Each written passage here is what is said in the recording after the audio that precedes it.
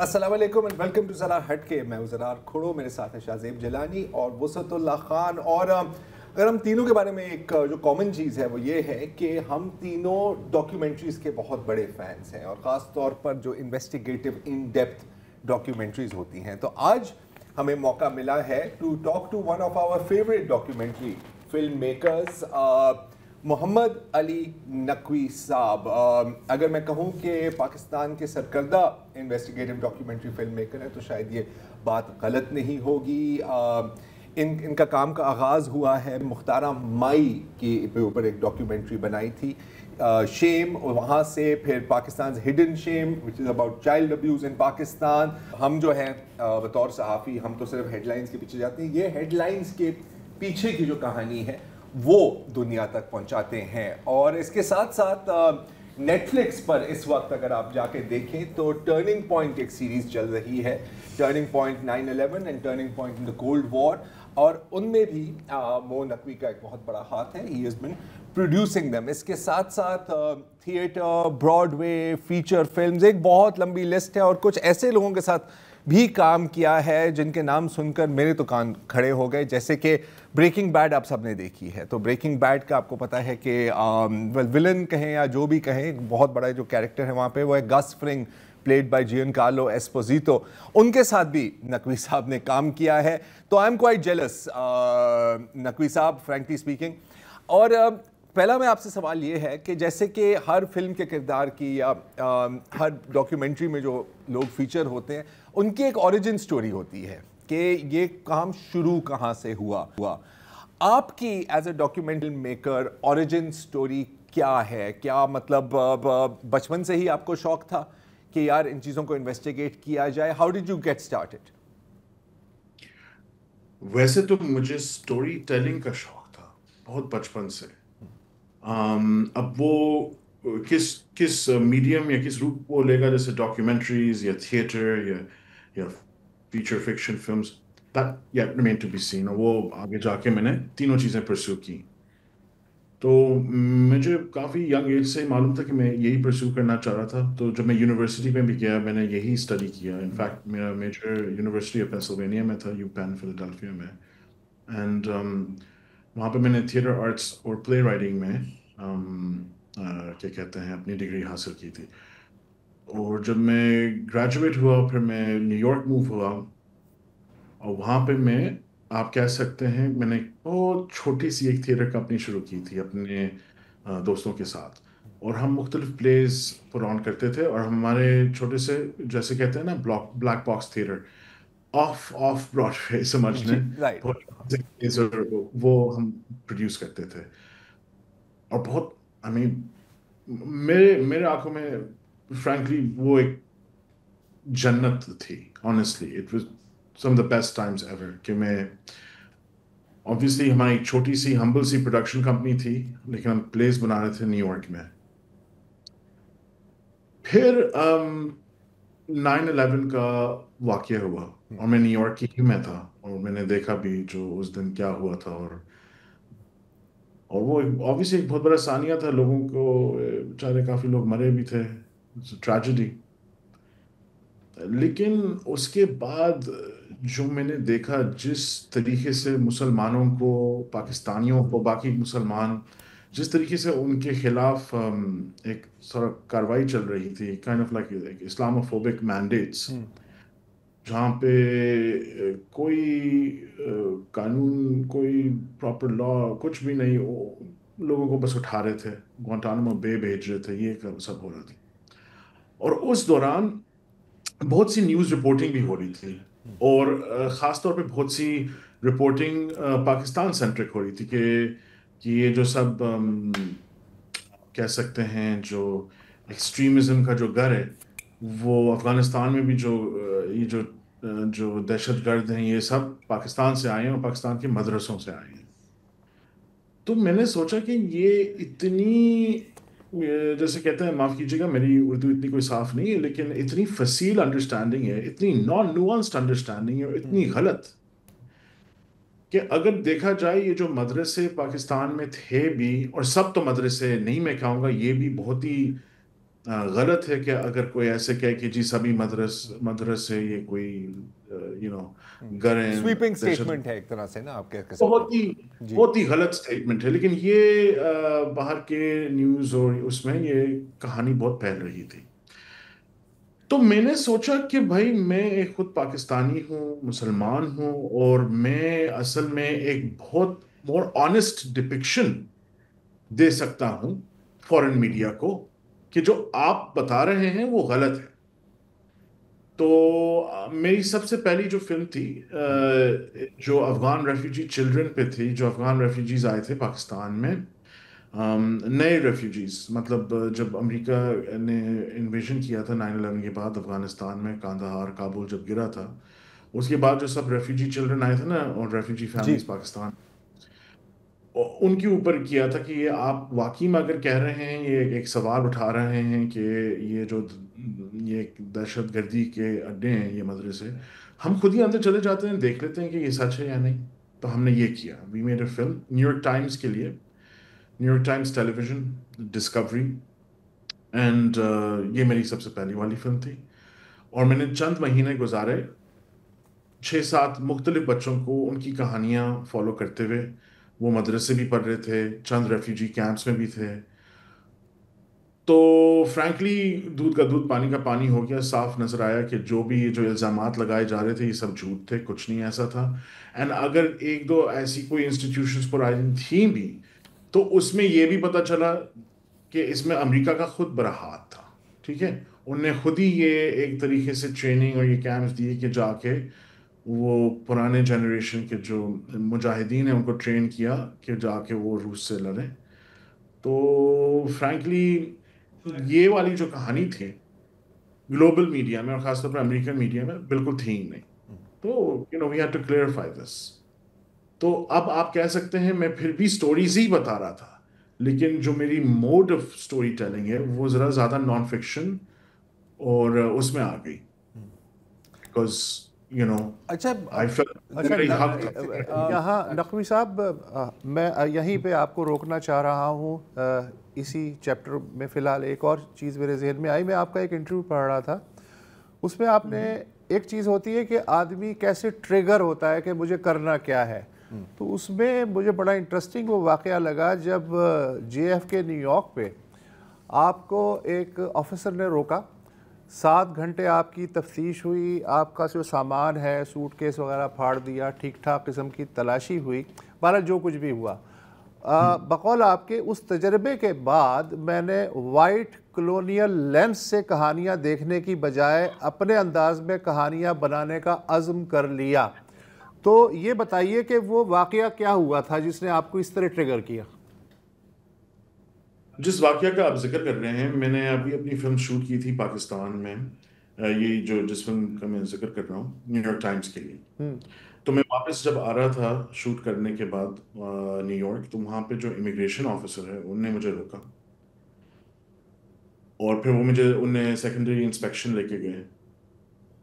ان نے میرے سب suit case کو پھاڑ کے، سب کپڑے پورے سب کچھ فلی مطلب ڈیٹیل میں جا کے ذلیل کر کے 7-8 گھنٹے رکھا. اور ان نے بہت کوشش کی تھی کہ کچھ نہ کچھ یہ ڈھونڈیں، کچھ کہیں، یا کچھ میں کچھ غلط کہہ دوں، یا کچھ بھی میں whatever کر دوں.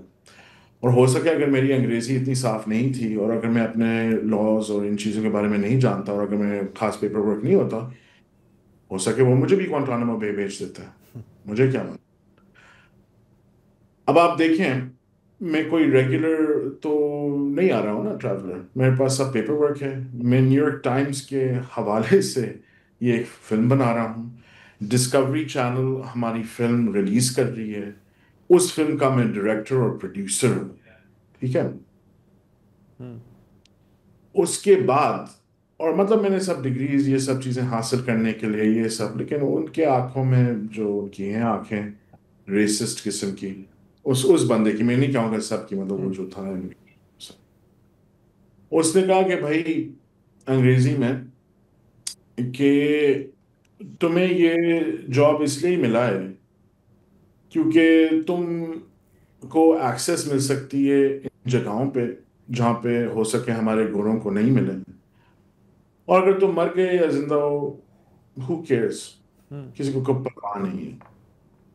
پھر اس نے اپنا میرا پاسپورٹ اور سوٹ کیس جا کے میری طرف پھینک دیا اور کہا بس تمہیں جانے دے رہا ہوں, لیکن سوچو کہ یہ ایک تمہارے لیے فیور ہے. تو اس کے بعد میں نے اپنے اگر اس کا ایک وہ کوشش تھی کہ وہ مجھے چپ رکھے یا میں سائلنس ہو جاؤں, تو وہ بالکل ایگزیکٹ اپوزٹ افیکٹ تھا. صحیح ہے, کیونکہ مطلب الٹا. آج تک میری وہی جد و جہد رہی ہے کہ میں کبھی سائلنٹ نہیں رہوں گا, اور ہم اپنی ہی کہانی اپنے خود ہی منہ سے بتائیں گے, بنسبت کوئی گورا یا کوئی باہر کا بندہ آئے اپنی نظر سے, تنگ نظری سے کوئی غلط کہانی اور غلط کلونیلسٹ لینس کے تھرو سٹوری بتائے. اچھا مو, اب بہت لوگوں کی یہ سوچ تو ہو سکتی ہے رائٹ, جیسے کہ آپ کی ہے کہ یار لیٹ اس ٹیل آور اون اسٹوریز. مجھے جو تھوڑی سی حیران کن بات لگ رہی ہے یہاں پر کہ آپ کو اجازت دی گئی ٹو ٹیل دی اسٹوریز, اور میں آپ کو ایک مثال دے رہا ہوں کہ ہم سب مطلب ظاہر ہے کہ وہ جرنلسٹ, اور مجھے یاد ہے کہ 9/11 کے بعد ایک بہت اسپیسیفک قسم کا نیریٹو تھا اسپیشلی ویسٹرن میڈیا میں, اور یہ تو مجھے پتہ ہے کہ جو آپ کی جو وائرز ایجنسیز بھی ہیں, اگر یہاں سے کوئی سٹوری دی بھی جاتی تھی فرام اے لوکل پرسپیکٹیو تو وہ زیادہ قبول نہیں ہوتی تھی. تو یہ اس کے آپ کو اپروول کیسے ملا, ان دا سینس کہ مطلب یہ کمیشن کیسے ہوئی, کیونکہ اس وقت تو وہ صرف ایک very hard line war on terror کا ایک نیریٹو چل رہا تھا نا, تو ہاؤ ڈیڈ یو سیل دس؟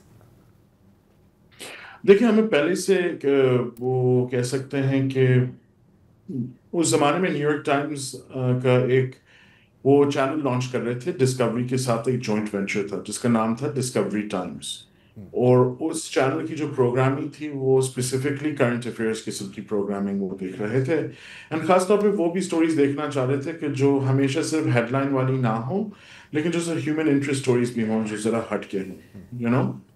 تو بیسکلی کیا ہوا تھا کہ آپ کہہ سکتے ہیں کہ ہماری ذرا ایک یونیک پچ تھی, یو نو. میں پاکستان سے تھا, میری ایک بیک گراؤنڈ بھی فلم اور تھیٹر میں تھی, اور تو ان نے مجھے کوئی فل کمیشن نہیں کیا, ان نے تو مجھے ایک چھوٹا سا گرانٹ دے دیا تھا کہ جا کے آپ 1 مہینے جا کے پاکستان واپس چلے جائیں اور شوٹ کر لیں, اور مجھے 2 کیمراز پکڑا دیے. اس زمانے میں 21-22 سال کا تھا, تو اگر مجھے کسی نے ایک چھوٹا سا گرانٹ بھی دے دیا اور 2 کیمراز بھی دے دیے, میں تو بہت ایکسائٹڈ تھا. بڑی بات ہے. ہاں بڑی بات ہے. تو آپ سمجھیں کہ میں واپس گیا, ہم نے 1 مہینہ شوٹ کیا, اور جب انہیں وہ فوٹیج دیکھی اس کے بعد انہیں وہ پورا کمیشن کر دیا. تو that was basically it. And اس کے بعد جو بھی میری پروجیکٹس ہیں وہ سب بھاری ہوئی ہیں, کوئی آسان تو نہیں ہے, بٹ مطلب بہت ہی مشکل ہے, but I been doing it. میں اسی انوائرمنٹ میں آپریٹ کر رہا ہوں پچھلے کوئی 20 سال سے, تو اب تو ذرا تجربہ آ گیا ہے کہ کیسے گرین لائٹ کریں اور کیا کمیشن کریں کیسے. یہ بھی میں آپ سے پوچھنا چاہ رہا ہوں. ایک اور جو بات ہے کہ اب ظاہر ہے کہ ڈاکیومنٹری فلمز میں وی سی دا سبجیکٹ, ہم یہ نہیں اکثر دیکھ رہے ہوتے کہ فلمنگ کون کر رہا ہے. ایک جو کہ کتنا مشکل کام ہوتا ہے to get people to open up to you. جیسے آپ نے مختارہ مائی کے ساتھ ایک اوپر ایک ڈاکیومنٹری بنائی, پاکستان ہڈن شیم کئی بار دیکھی ہے. ایک انتہائی سینسیٹیو ایشو ہے, اور اسپیشلی جو وکٹمز ہیں اور جو سروائیورز ہیں اور پرپیٹریٹرز بھی. تو اس قسم کی کمفرٹ لیول کیسے ڈیولپ کیا جاتا ہے کہ لوگ آن اسکرین آ کر, یہ کوئی انونیمس کوٹ نہیں ہے جو کوئی آپ کو دے رہا ہے, آن اسکرین آ کر اس طرح کی باتیں بیان کریں, مطلب how do you handle the human element? Hare project کی ایک مختلف قسم کی چیز ہوتی ہے. ویسے میں آپ کو جیسے آپ نے اپنے خود بھی ذکر کیا تھا کہ میں صرف ڈاکیومنٹریز تو نہیں کرتا ہوں, تو میری بیک گراؤنڈ تو فکشن میں ہی ہے, اور ورکنگ ود ایکٹرز. تو اگر میں ایک جیسے فلم ڈائریکٹر کوئی ایکٹرز کے ساتھ ان کو ڈائریکٹ کر رہا ہے, رائٹ. ڈاکیومنٹریز میں کیا ہوتا ہے کہ آپ کے جو ایکٹرز ہیں نا وہ آپ کے سامنے صرف نہیں ہیں, انفیکٹ وہ آپ کے کیا کہتے ہیں، آپ بھی اس میں شامل ہیں، you are part of that scene, except آپ کیمرے کے پیچھے ہیں، وہ آگے ہیں. That's one thing. دوسری چیز، ہر اسٹوری کا نا ایک الگ وہ ہوتا ہے اسٹریٹجی اینڈ اپروچ. بہت سے میرے پروڈکشنز بہت لمبے ہوتے ہیں. جیسے آپ نے مختار مائی کا ذکر کیا، میں نے ان کو آن اینڈ آف 4 سال شوٹ کیے تھے. ایک اور میری فلم 4 سال، جی آن اینڈ آف، مطلب میں اور بھی پروجیکٹس کر رہا تھا لیکن 4 سال. اور پھر میں نے ایک فلم بنائی ہے انشاءاللہ ڈیموکریسی، جنرل پرویز مشرف کے اوپر. ان کو میں نے تقریباً کوئی 5-6 سال فالو کیا تھا. تو اس دوران میں صرف کسی کو انٹرویو کرنے نہیں جا رہا ہوں، میں ان کے ساتھ اتنا ٹرسٹ گیدر کرنا چاہ رہا ہوں، بیکاز وہ مجھے ایک فیملی یا فرینڈ کی نظر سے اینڈ کی طرف سے دیکھنے لگتے ہیں. اور میں اس کو ایک کوئی کم چیز نہیں سمجھتا، کیونکہ جو بھی میری فلم میں اتنا ٹرسٹ کر رہا ہے، اتنا کھل کے میرے سے بات کر رہا ہے اپنی سینسٹیو ایشوز کے بارے میں، اپنی کوئی ٹریجڈیوں کے ساتھ اگر کوئی ہوئی، چاہے وہ وکٹمز بھی ہوں یا جو بھی ہوں، تو میں یہ اس بات کو کم چیز نہیں سمجھتا ہوں. میں سمجھتا ہوں کہ یہ ایک بہت بڑی رسپانسبلٹی میری ہوتی ہے کہ میں اپنے جو کنٹریبیوٹرز ہیں ان کا بھی میں دیکھ بھال کروں، اور ان کی جو حقیقت ہے، سچ ہے، وہ میں پیش کروں.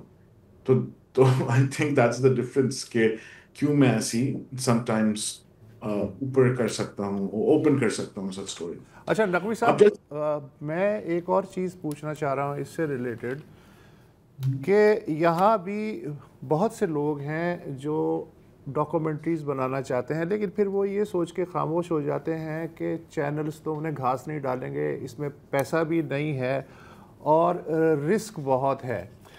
اور پھر وہ یہ سوچتے ہیں کہ ٹھیک ہے کہ جو یہاں سے چلا گیا پاکستان سے، اس نے تو کام کر لیا جس طرح کا وہ کام کرنا چاہتا تھا، لیکن پاکستان میں بیٹھ کے ایسا کام کرنا انہیں پہاڑ لگتا ہے. تو اس تناظر میں کیا آپ سمجھتے ہیں کہ اگر آپ باہر نہ ہوتے، یہاں ہوتے، تو کتنا کام کر سکتے آپ؟ یہ ایک سمپل آنسر اس لیے میں کہوں گا کہ نہیں ہے، بیکاز میں صرف امریکہ میں بھی نہیں رہا. اگر میں امریکہ میں مائی 20s رہا تو تمام 30s جو ہیں وہ میں نے پاکستان میں گزارے ہیں.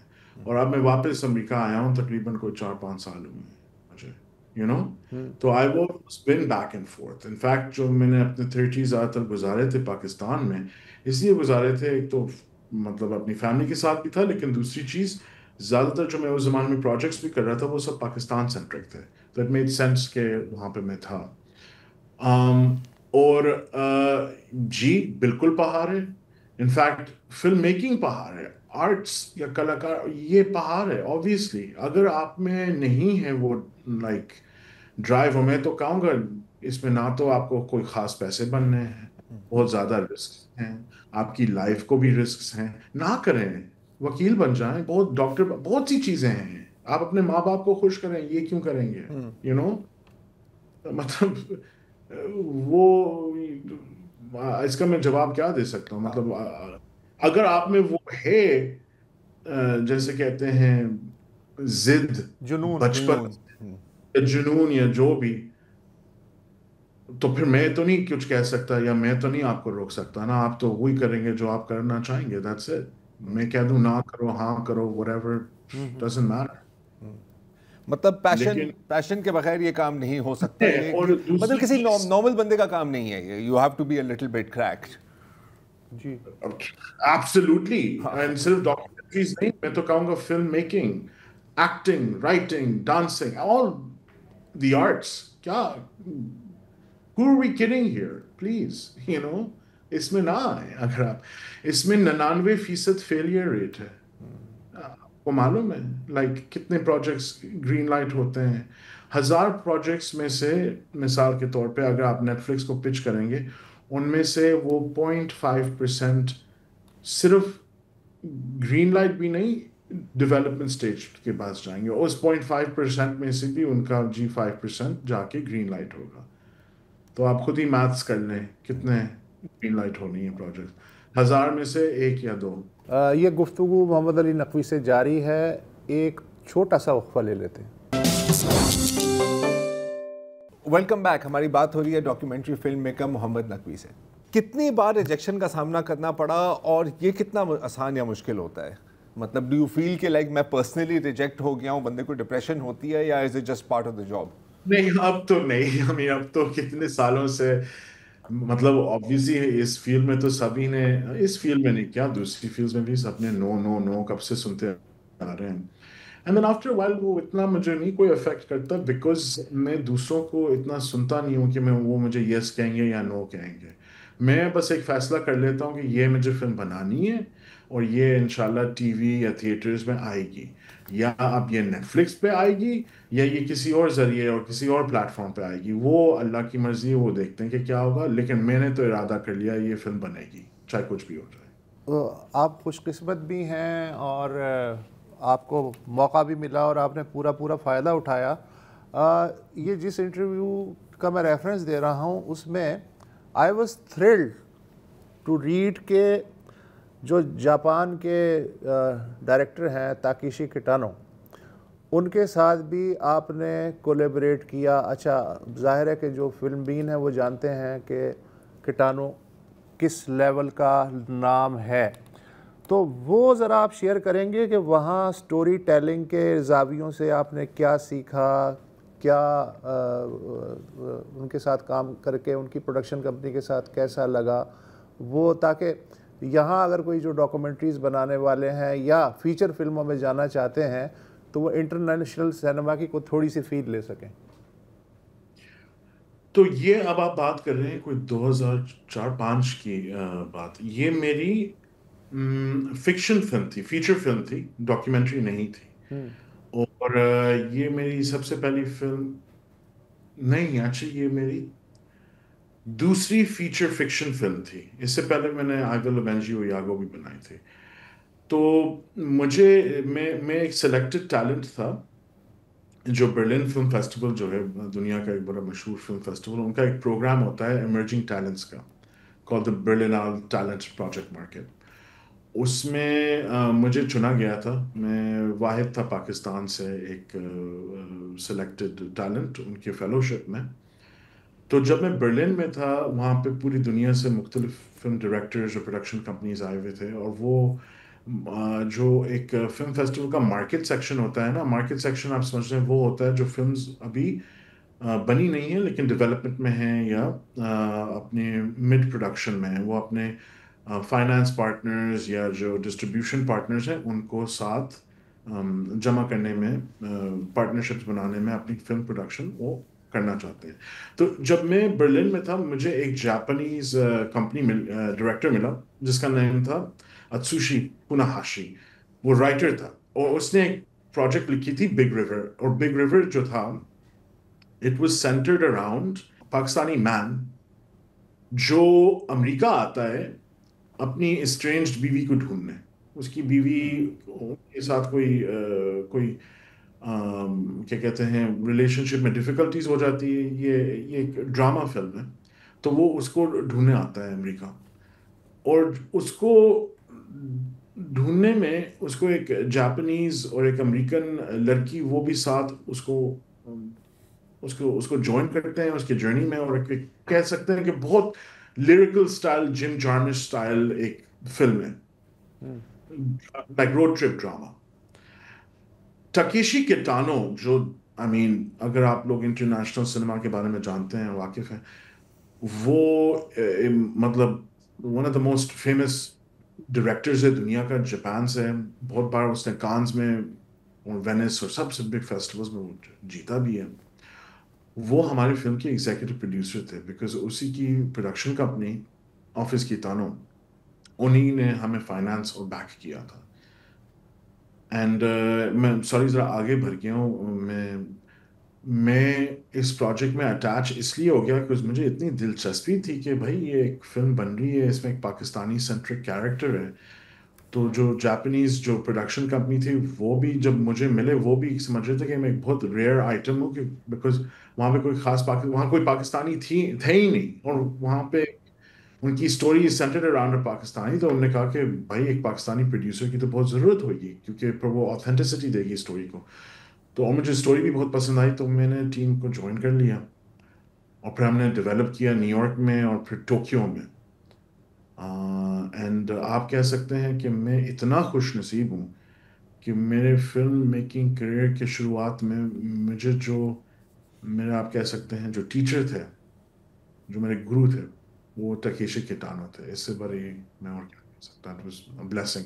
And mashallah سے the film did really well. پھر ہم competition میں we opened and premiered at Berlin 2006 میں. And so ہاں تو یہ تھی ہماری فلم.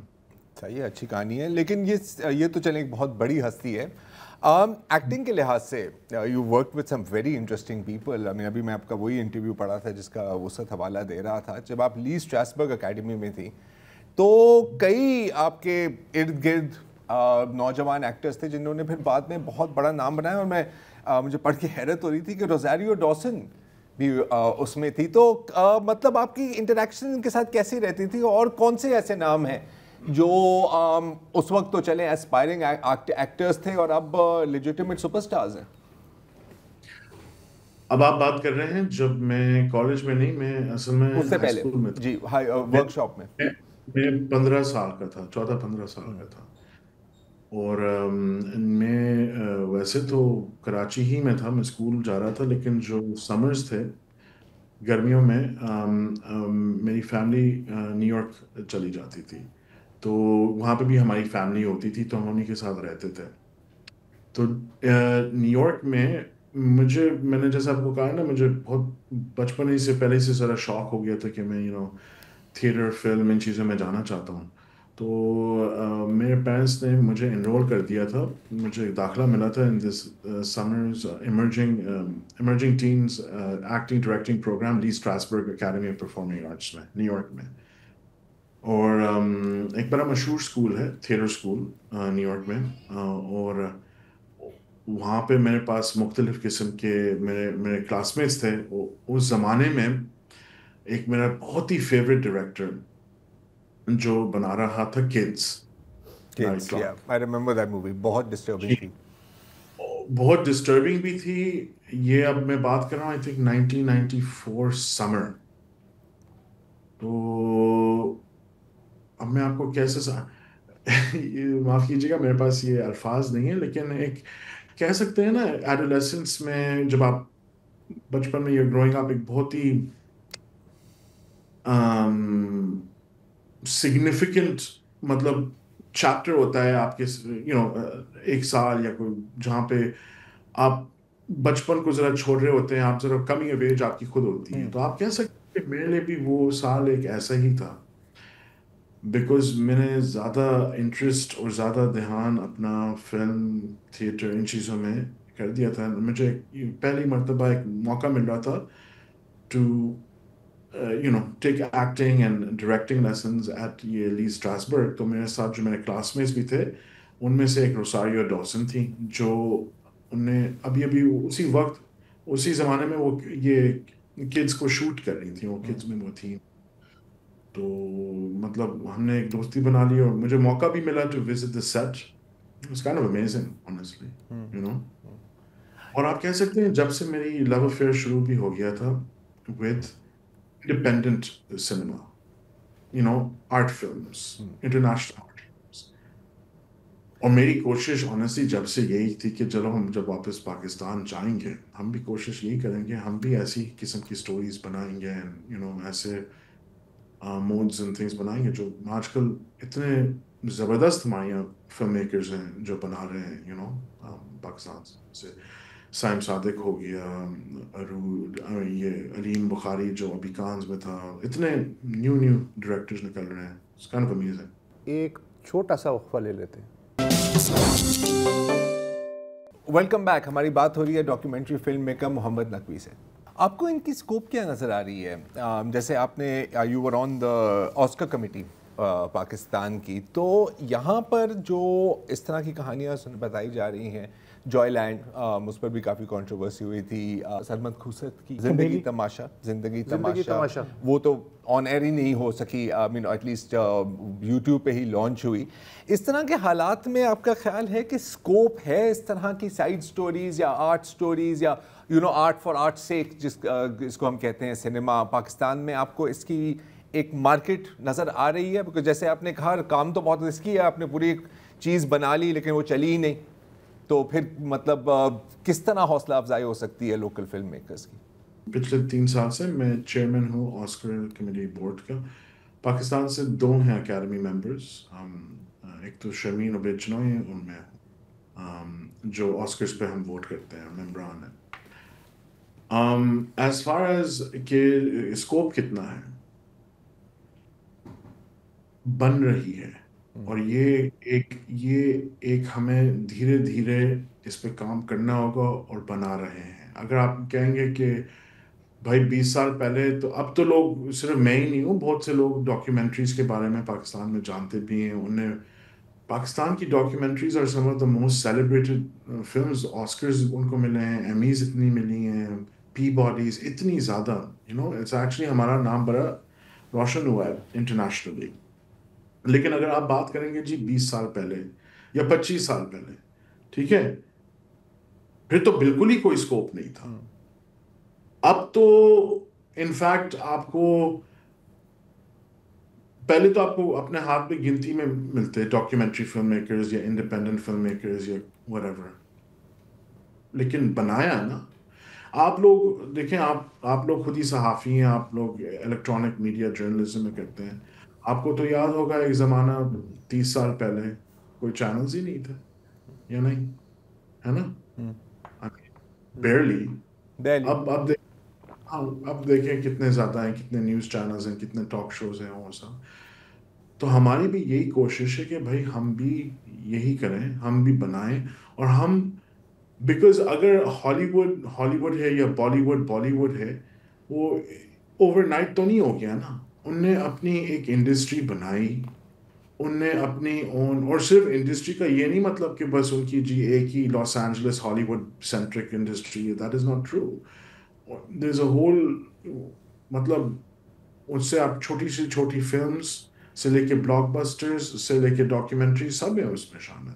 लेकिन वो जो लैंग्वेज ऑफ सिनेमा है, जो हमारी ट्रोप्स हैं, जो हमारी स्टोरीज हैं, हमारी जो कहानियाँ हैं, किस तरीके से हम अपनी ऑडियंस को एजुकेट करते हैं, किस तरीके से उनको क्या बनाते हैं, तो वो हम बना रहे हैं और बनाएंगे इंशाल्लाह, और भी बनाएंगे। आप देखें कि पता नहीं कितने साल, मतलब वो I think blood of Hussain एक थी फिल्म कांस में 1970s, late 70s early 80s में, and then the next film जो कांस में आई है, सैन की फिल्म आई है 2022 में आई थिंक। फिर उसके बाद ज़रार की film I in flames the year after, और इस साल एक और फिल्म आई है करमाश हैदराबाद से, अलीम बुखारी की और इरफान नूर के की। तो आप देख रहे हैं कि और अब वो फ्रीक्वेंट अकरेंसेस क्यों होने लगी हैं, क्योंकि हमारी अब यंगर फिल्म मेकर्स भी आ रहे हैं। हमने सिर्फ मैंने नहीं, मतलब बहुत से, जैसे आपने सरमत का नाम लिया, जामी हो गया, मीमी हो गई, महरीन जब्बार हो गई, बहुत से लोग हम करते आ रहे हैं, बनाते आ रहे हैं। तो अब इंशाल्लाह जो नेक्स्ट जनरेशन आएगी वो हमारे कंधों से इवन मोर बेहतर करेगी और बड़ी चीज़ बनाएगी, एंड फिर वो मार्केट भी बनेगा ना, क्योंकि साथ मार्केट की अपनी बात की, वो मैं आपको यहाँ पे रोकना चाह रहा हूँ। देखें डॉक्यूमेंट्री बहुत बन रही हैं, आप बता रहे, ये भी कह रहे हैं कि उनको क्रिटिकल एक्लेम भी बहुत मिलती हैं, लेकिन at the end of the day they have to make money. और हमने देखा है कि स्ट्रीमिंग एक बहुत बड़ा प्लेटफॉर्म है, नेटफ्लिक्स ले लें या जो भी आप स्ट्रीमिंग सेंटर्स ले लें। How do you pitch two Netflix? बहुत लोग हैं, मैं भी कुछ फिल्म मेकर्स को जानता हूँ, और वो कहते हैं कि जी हमारी रसाई नहीं है, या नेटफ्लिक्स का जो रीजनल ऑफिस है वो इंडिया में, वो ज़्यादा हमारी बात सुनते नहीं हैं। क्या इसका कोई हैक है, इसका कोई तरीका है? अगर आप बता सकें कि कोई एस्पायरिंग डॉक्यूमेंट्री फिल्म मेकर हो, उसकी उम्मीद हो कि यार मुझे स्ट्रीमिंग सर्विस पे कोई मुझे पिक कर ले, how do you go about it? دیکھیں میں یوزلی جو آپریٹ کرتا ہوں میں یوزلی نیٹ فلکس کے یورپین یا جو ڈائریکٹ ان کا جو مین آفس ہے نا لاس اینجلس میں، کیونکہ میں وہاں رہتا بھی ہوں فار دی ایئر، تو میری جو پروجیکٹس ہیں میں ان کمشنرس کو لے کے جاتا ہوں. آبویسلی جو آپ بات کر رہے ہیں جو ریجنل پالیٹکس ہوتی ہیں وہ تو آبویسلی پاکستان جو ڈائریکٹلی پاکستان سے آ رہی ہیں پروجیکٹس، وہ تو مشکل ہو جاتا ہوگا فار شیور یو نو. مجھے آپ کو تو نہیں بتانے کی ضرورت، آپ خود ہی دیکھ سکتے ہیں کہ کتنی ہمارا کانٹینٹ جو ہے کتنا ہمارا کانٹینٹ پاکستان سے جو ہے سینسرڈ ہے پریٹی مچ ہمارے پڑوس ملک میں، رائٹ؟ تو you have to work around that and تو اس میں یہ ہوتا ہے کہ مختلف ریجنل آفیسز ہوتے ہیں ریجنل جن کے تھرو آپ اپروچ کر سکتے ہیں. لیکن پھر آپ کی جو پروجیکٹ بھی ہونی ہوتی ہے نا وہ ایک ایسی قسم کی ہونی ہوتی ہے کہ ضرور بے شک پاکستانی ہو، پاکستان ہی کی بیسڈ ہو، لیکن اور میں یہ نہیں کہوں گا کہ یہ صرف پاکستان کے لیے، in fact this is a good model پوری دنیا کے لیے. جیسے اسکوڈ گیمس ایک کورین پروجیکٹ ہے لیکن وہ صرف کوریا بنی ہے، دنیا کے لیے بنی ہے، کریکٹ؟ رائٹ. سملرلی آپ کو بھی ایسے ہی سوچنا ہوتا ہے، you have to choose projects جو بے شک پاکستان کی ہوں لیکن گلوبلی بنی ہوں، مطلب there should be accessible. Audience global ہونی چاہیے. یہ گفتگو محمد علی نقوی سے جاری ہے، ایک چھوٹا سا وقفہ لے لیتے ہیں. Welcome back. ہماری بات ہو رہی ہے documentary filmmaker Muhammad Naqvi سے. نقوی صاحب، آپ کی جو یہاں پاکستان میں بیٹھ کے وجہ شہرت ہے وہ ہے آپ کا ڈاکومنٹری کا کام، لیکن ظاہر ہے کہ آپ نے فکشنل فلمیں بھی بنائی ہیں جیسے Big River, I will avenge you Iago, یا تیمینہ دورانی کا جو ناول تھا اس پہ happy things in sorrow time. میں یہ جاننا چاہتا ہوں کہ ڈاکومنٹریز کا تجربہ کرتے کرتے اور جب آپ فکشنل، دونوں مختلف جانرز ہیں، ان میں آپ کا ذہن کتنی آسانی سے سوئچ کر جاتا ہے، یا اور اس کے بعد دونوں تجربے جو آپ کر رہے ہیں وہ آپ کو کریٹیولی ایک جانرا سے دوسرے جانرا کے لیے کتنا کمپلیمنٹ کرتے ہیں؟ یہ کیسے ہوتا ہے؟ دیکھیں میری ہمیشہ سے جو اپروچ ہے نا، چاہے وہ ڈاکیومنٹریز ہو یا فکشن ہو، مائی فرسٹ لو از ایک، اور جو میری جو بہت ہی ڈرائیو اور کیوریوسٹی ہے وہ کیریکٹرز کے اوپر ہے اور انسان، ان کا جو انٹرنل ورلڈ ہے کہ ہم کیوں چوائسیز اور کیا چوائسیز کیوں کرتے ہیں، why do we do them. ہمیشہ میری جو پروجیکٹ بھی ہیں وہ اسٹوریز جو میں چنتا بھی ہوں وہ کیریکٹر ڈریون ہے، وہ مجھے بہت ہمیشہ سے شوق ہے. تو فرینکلی جہاں تک میں دیکھتا ہوں میں اتنا فرق نہیں سمجھتا بٹوین ڈاکیومنٹریز، جس قسم کی ڈاکیومنٹریز میں بناتا ہوں، اور فکشن. اٹس لائک اگر آپ ایک پینٹنگ بنا رہے ہیں، آپ واٹر کلرز کریں گے یا آپ آئل پینٹ کریں گے، you know, and it really depends کہ آپ کس کہانی، آپ کون سی کہانی دکھانا چاہ رہے ہیں، تو اس کے لیے میڈیم کون سا بہتر ہوگا. اینڈ بعض وقت تو میں نے ایسی میڈیمس میں بھی کام کیا ہے جو، جیسے میں ابھی جس فلم پہ کام کر رہا ہوں، جو دونوں مکس ہے، ہاف ڈاکیومنٹری بھی ہے، ہاف فکشن بھی ہے، اسکرپٹڈ، تو دونوں ہیں اس میں. تو مطلب دیکھیں، چاہے آپ ایک نان فکشن فلم بھی بنا رہے ہوں، ڈاکیومنٹریز، اس میں بھی وہی رولز ہیں جو فکشن فلم میں ہوئی گی، ٹھیک ہے؟ اگر آپ کی آڈینس سو گئی یا بورڈ ہو گئی تو پھر آپ ہار گئے، ٹھیک ہے؟ Same rules apply to both. تو کیونکہ اگر آپ ڈاکیومنٹریز میں بھی کام کر رہے ہیں، آپ سب سے بڑا جو گناہ ہے وہ یہ ہے کہ آپ اپنے آڈینس کو بیزار کرتے ہیں. وہ آپ، ٹھیک ہے، آپ کو اسٹوری کلیئرلی، افیکٹولی اور انگیجنگ بنانی ہے، لوگوں کو میں دلچسپی پیدا کرنی ہے، اور بس ان کا دھیان ایسے پکڑ کے نا آل دا وے گھسیٹ کے لے کے جانا ہے، ٹھیک ہے؟ At least the films I like to make, you know. Fiction میں بھی سیم تھنگ. تو اف اینی تھنگ، کیونکہ میں نے ڈاکیومنٹریز میں اتنا زیادہ کام کیا ہے، میں سمجھ سکتا ہوں کہ میری جو سب سے اسٹرانگ سوٹ ہے وہ رائٹنگ میں ہے، اور خاص طور پہ اسٹوری میں. وہ I am very very strong at, and the reason I am so strong at, and I think اس کیونکہ میں جو ڈاکیومنٹریز ہیں جو ہمارے سامنے ریالٹی ہو رہی ہے اس سے مجھے ایک تازی فریش دلچسپ کہانی نکالنی ہوتی ہے، یو نو ایڈٹ ڈاؤن کرنی ہوتی ہے. تو اس لیے میں سمجھتا ہوں کہ میری فکشن رائٹنگ بھی اسی کو رولز فالو بھی کرتی ہے، اسٹرانگ ہوتی ہے. Ultimately first rule is don't lose the audience, یہی ہے نا، فرسٹ رول لاسٹ رول، اگر اس کو ہم تھوڑا سا نچوڑ دیں. نقوی صاحب تھینک یو سو مچ. یہ تھے محمد نقوی صاحب. آج کے لیے اتنا ہی جی، اجازت دیجیے، خدا حافظ.